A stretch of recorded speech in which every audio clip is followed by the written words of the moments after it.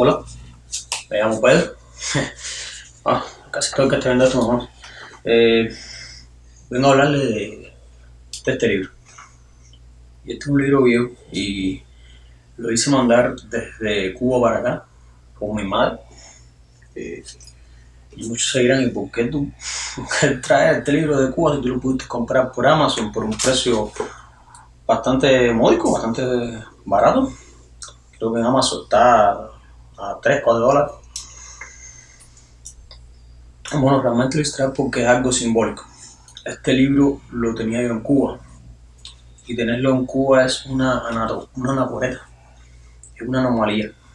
Esta es una edición de 1976, fue la última edición que se hizo de este libro en Cuba, y ya verán por qué. Este libro llegó a mis manos por una amistad de mi madre, que el esposo de ella había muerto hace muchos años y vivía en otro país.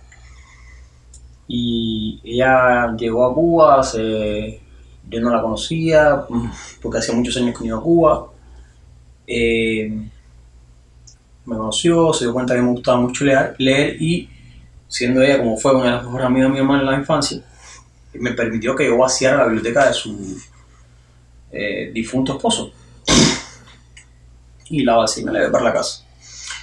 Entre esa biblioteca estaba este libro y este libro es Política de Aristóteles.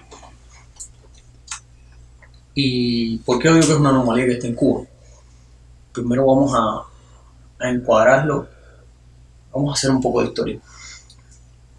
El comunismo como filosofía o como idea no es algo nuevo. El comunismo o la idea de este tipo sociales de comunidad igualitaria, etcétera, incluso con ese mismo nombre como comunismo, no surge con Marx, es mucho más antiguo.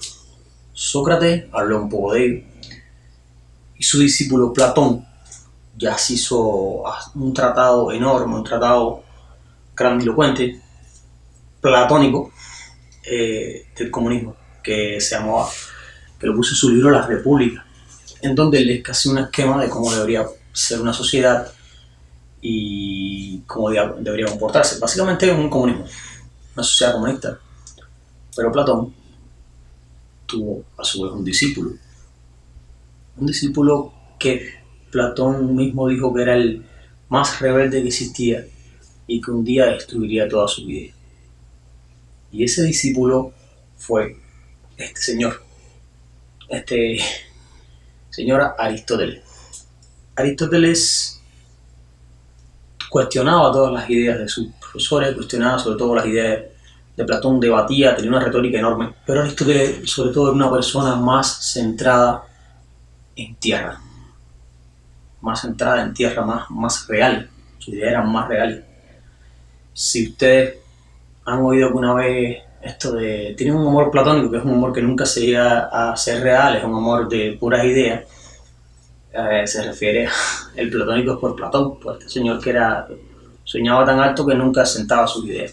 Bueno, punto y aparte, si hay muchas ideas que comparto y que sea un gran filósofo, toda la filosofía actual del mundo, en gran parte se la damos también a él. Bueno, el asunto es que Aristóteles, en este libro Política, entre otras cosas que hace, es desbaratar toda la posibilidad de que una idea, de que una sociedad comunista pueda surgir con normalidad, o pueda surgir en un mundo real. Y este libro es una normalidad que está en Cuba por eso mismo, porque básicamente si tú lo lees te das cuenta que está criticando toda la sociedad del país. Y es maravilloso.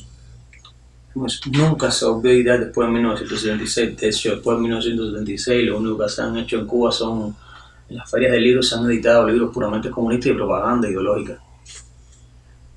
Pero, ¿por qué es bueno leerlo entonces? ¿Por qué es bueno leer en el 2022 Aristóteles?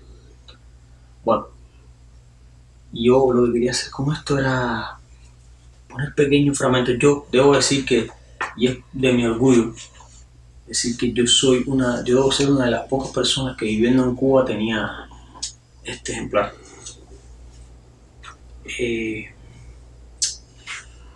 Yo quería leer algunas frases que si nos las hubieran dicho en algún tiempo y nos las hubieran explicado, y lo explicaran no solo en Cuba, sino en muchos países latinoamericanos, incluso en Estados Unidos, si lo explicaran mejor un poco en las universidades de izquierda estadounidenses, estos muchachos no anduvieran volando por los aires y haciendo propaganda LGBT quizás, y haciendo propaganda y poniéndose pullover del Che. Bueno, si supieran tantas cosas que no saben los universitarios norteamericanos. Y puedes leer algunas pequeñas frases de lo que él se refiere al comunismo, a lo que él se refiere a las tiranías, sobre todo porque él habla mucho de las tiranías en esta libro política. Y ustedes podrán hacer una comparativa con lo que pasa en muchos países de Latinoamérica. Aquí, ya ahora mismo veo aquí que dice, él está criticando aquí toda esta idea de la propiedad común y de la propiedad de todo. Dice, además, esa fórmula tiene otro inconveniente. Está hablando de la idea de la propiedad común. Lo que es común a un número mayor de personas es objeto de menos cuidado. Todos, en efecto, piensan más que nada en lo que es propio y menos en lo común, o solo en la medida en que concierne a cada uno. En cuanto a lo demás, más bien se desentienden en la idea de que otro se preocupará de ello, lo mismo que cuando se trata de los servicios domésticos. Un gran número de esclavos, bueno, aquí hablado de los esclavos, acuérdense que en Grecia había esclavitud en esa época. ¿Qué está diciendo aquí? ¿Con qué lo puedes comparar? Todos los servicios públicos, todas las cosas hipercontroladas por el Estado y que al final nadie gana nada con ello, más nadie que el Estado mismo, terminan en la pudrición, terminan en el desentendimiento y en el descuido, y todo va de algún tipo de generación que se inaugura a una descomposición total en un periodo de 3-4 meses. Eso lo vemos en todo lo que surge, todo lo que intenta surgir en Cuba. Y vemos que los negocios fracasan y que las ideas faraónicas fracasan. ¿Por qué? Porque no hay nadie que gane algún interés personal con ello. Otra idea, por ejemplo. En efecto, este hombre era un psicólogo. Lógico, esta gente plantea muchas de las ideas que se piensa que son modernas. Esta gente ya la habían descubierto. En efecto, dos cosas son sobre todo las que hacen a los hombres tengan interés y afección hacia algo: la pertenencia y la exclusividad. Y ninguna de las dos puede darse en personas sometidas a ese régimen. Ese régimen se habla por supuesto, del comunismo.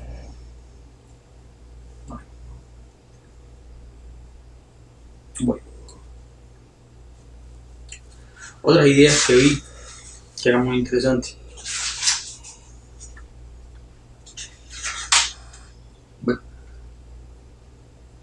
Bueno. Tal legislación, están hablando de las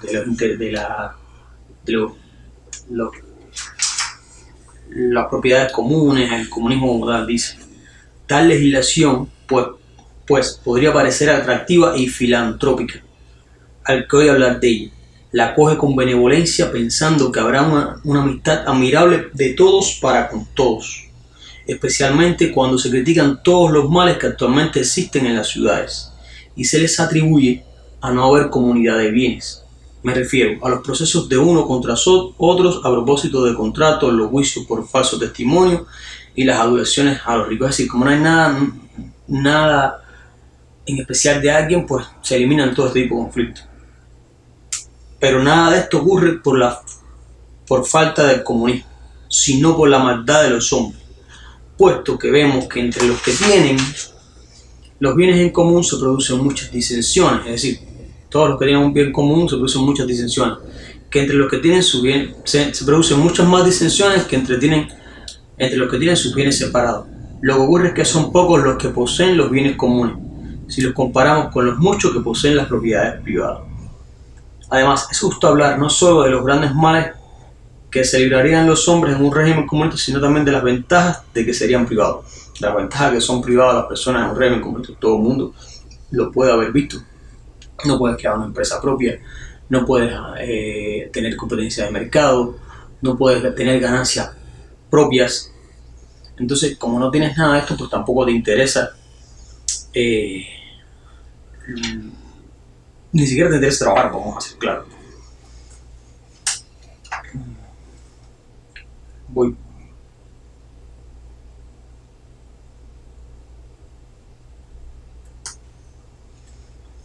Okay.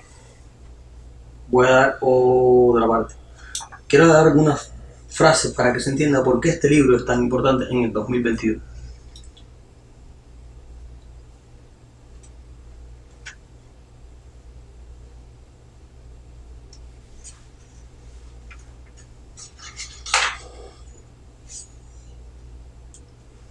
Aquí habla de las tiranías y quiero que hagan un paralelismo, una idea que quiero que se haga, porque es que esto es textual, quiero que se haga un paralelismo con los regímenes existentes en toda Latinoamérica, que son, como se sabe, y no hay que explicar, no hay que ir a la Universidad Praga, se sabe que son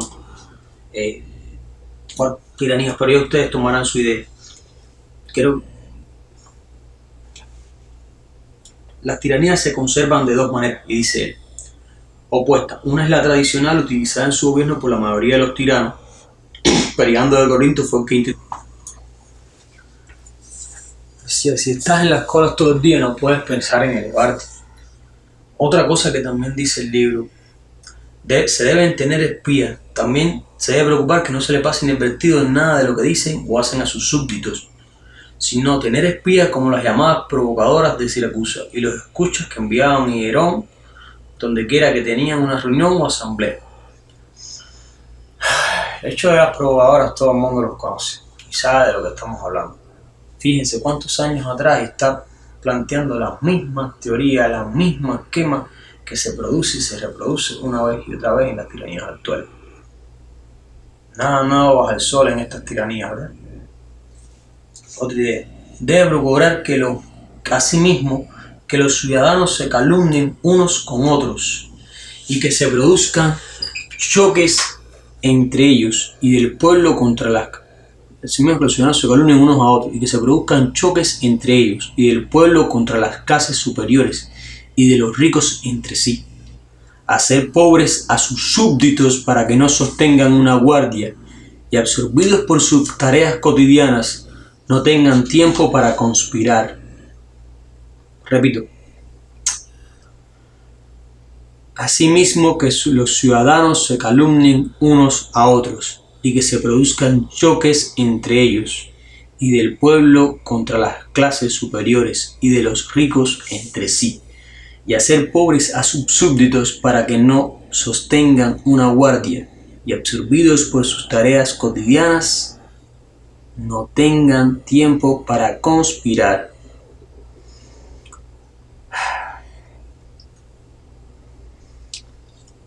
Un ejemplo de esto tenemos en las pirámides de Egipto, en las ofrendas de Cipseidas, en la construcción. Cita varios ejemplos que dice que al final lo que buscaban, todas ellas tienen el mismo significado: ocupación y pobreza de sus súbditos. El tirano además,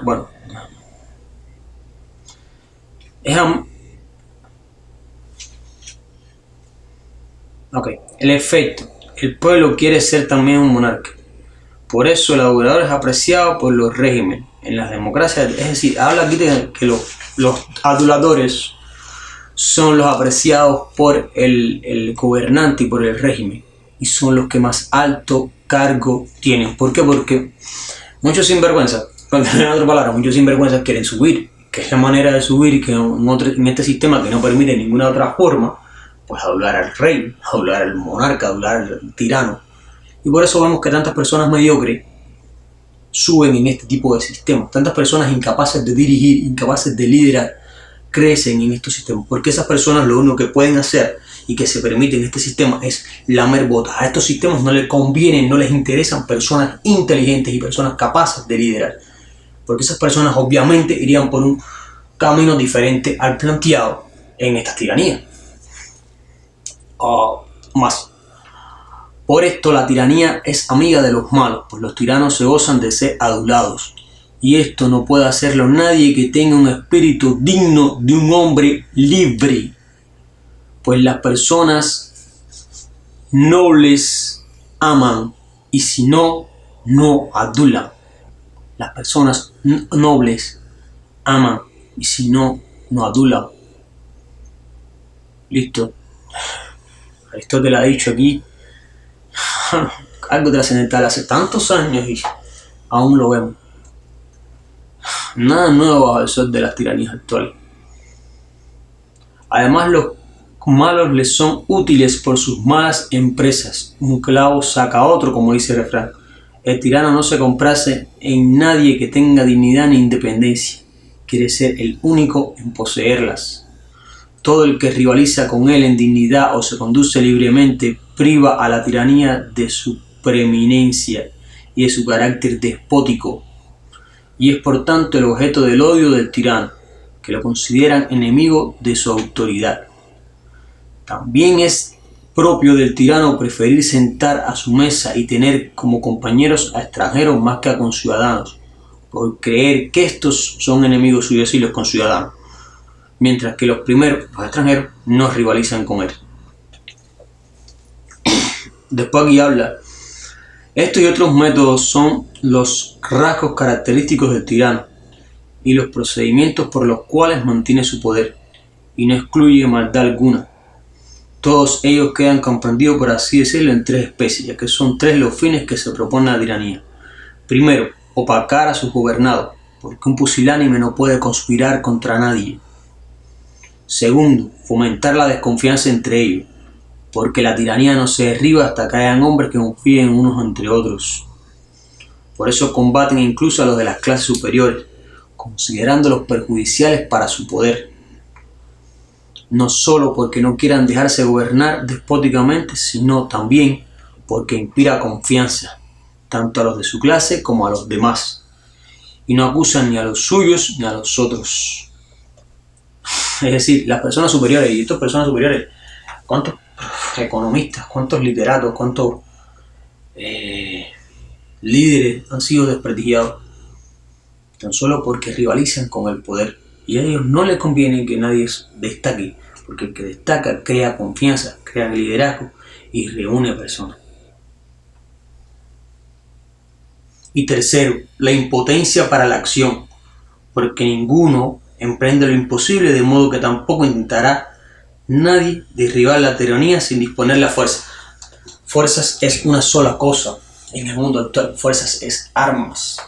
Fuerza es armas. Si tienes bueno, entre tantas cosas, fuerza es arma, unión, depende de las otras dos anteriores. Pero fuerza entre todas las cosas es arma. Si no tienes armas, tú no puedes luchar. Tienes que tener una gran convicción para luchar, pero sin armas básicamente no puedes luchar. No solo en Cuba se hizo, en Venezuela se le quitaron las armas a las personas también. Esto lo sé porque yo estuve en Venezuela y muchos amigos míos son venezolanos. En Venezuela se retiraron las armas a las personas. Y si tú no tienes fuerza, no puedes luchar contra un ejército. Este es uno de los modos de conservar la tiranía. El otro se orienta en otro sentido casi contrario. Así habla Aristóteles de varias cosas. Si se fijan, habla de métodos que son actuales. El libro es mucho más extenso y habla de muchas otras cosas. Pero habla de fundamentales cosas que se hicieron. La imposibilidad de reunión. En Cuba se negó la reunión. En Cuba se negaron la creación de partidos políticos. Solo podía existir el PCC. Toda persona que destaque y es contraria al régimen, esa persona es eliminada. En Cuba, los que crecen y los que se desarrollan y los que avanzan en determinado sentido o falso sentido en la vida son los que adulan al gobierno. En Cuba se eliminó la fuerza. En Cuba se ha planteado todo esto que hace tantos años se explicó. Entonces, que este libro existiera en esa época es un milagro, y que se dejó de imprimir, se dejó de editar simplemente porque es evidente que no se podía seguir editando. al final hay más cosas, quisiera después seguir leyéndolo. Pero hay algo que me gusta mucho porque él habla después cómo se debería llevar un gobierno de verdad, que sería muy bueno el día que haya una transición, pensar en este libro. Llevar un gobierno de verdad, llevar una idea, un país adelante, ¿no? Una nación adelante. Y una de las cosas que dice y que nos golpea a nosotros mucho los cubanos, dice, el legislador, esto ya es de la parte que sí corresponde a un gobierno justo, ¿no? Pero dice, el legislador debe desterrar por completo de la ciudad como el peor de los vicios el lenguaje sucio, pues a la despreocupación sobre las palabras sucias sigue inmediatamente la despreocupación sobre los actos. Yo creo que en Cuba las palabras sucias abundan y la despreocupación sobre los actos también abunda. Aquí me toca decir que no vamos a lograr ningún triunfo guapuciano, ni nadie va a lograr ningún triunfo guapuciano. Las ideas se explican serenamente, las ideas se explican con inteligencia, las ideas se explican con palabras coherentes. No, y la verdadera libertad no está solo en romper un sistema, la libertad se gana aquí. Porque tú puedes romper un sistema, pero si no sabes cómo lo hiciste, si no tienes las ideas, si no tienes la libertad de pensamiento, vas a volver a caer en el próximo caudillo. Solo eso. Por eso me mandaron este libro de Cuba. Soy Pedro Lee.